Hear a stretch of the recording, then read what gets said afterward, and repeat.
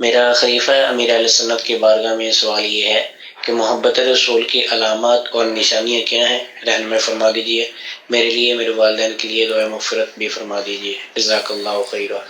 اللہ کریم بے حساب ہماری مغفرت فرمائے، آمین آمین۔ دیکھیں کہ جس سے بھی محبت ہوتی ہے نا جی تو بندہ اس کی مانتا ہے، صحیح صحیح۔ کہ اس کی جو بھی باتیں ہیں ان پر عمل کرتا ہے۔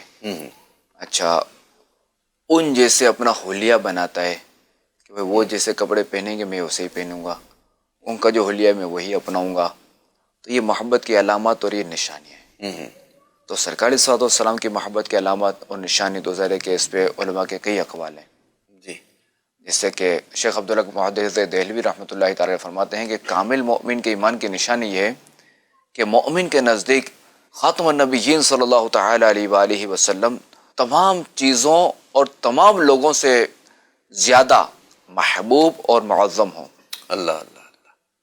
اچھا، مومن جب حقوق کی ادائیگی میں خاتم النبیین صلی اللہ تعالی علیہ وآلہ وسلم کو اونچا مانے، یعنی اس طرح کہ خاتم النبیین صلی اللہ تعالی علیہ وآلہ وسلم کے لائے ہوئے دین پر عمل کرے، آپ علیہ الصلوۃ والسلام کی سنتوں کی پیروی کرے، آپ علیہ الصلوۃ والسلام کا ادب بجا لائے، اپنی اولاد، اپنے ماں باپ، اپنے عزیز و اقارب اور مال و اسباب پر خاتم النبیین صلی اللہ تعالی علیہ وآلہ وسلم کی رضا اور خوشنودی جو ہے نا یہ اس کو مقدم رکھے۔ صحیح۔ تو یہ ہے، اب ہم اپنا حال دیکھ لیں کہ ہمارا حال کیا ہے، اللہ اللہ اللہ۔ کہ کیا ہم سنتوں پر عمل کرتے ہیں؟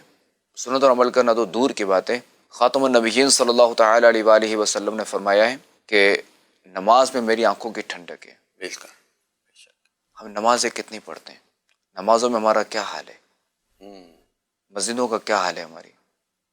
ہمیں چاہیے کہ ہم نماز پابندی کے ساتھ پڑھیں، کہ نماز پڑھنے میں اللہ اور اس کے حبیب علیہ الصلوۃ والسلام کی رضا ہے، سرکار علیہ الصلوۃ والسلام اس سے خوش ہوں گے۔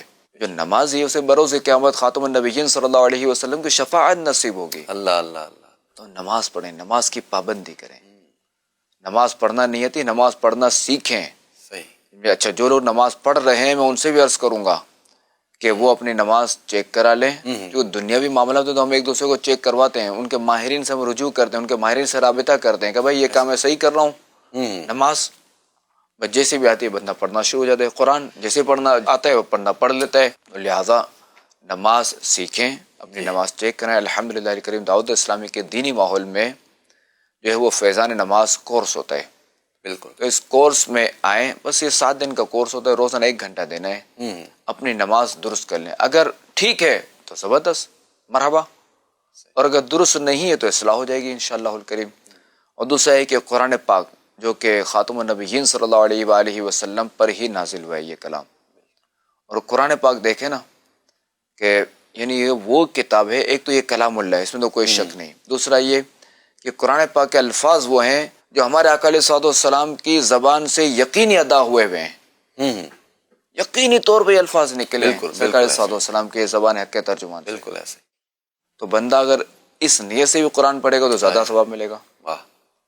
کہ میں ان الفاظ کو دوہرا رہا ہوں جو کہ ہمارے آقا علیہ الصلوۃ والسلام کی زبان سے نکلے۔ اللہ اللہ۔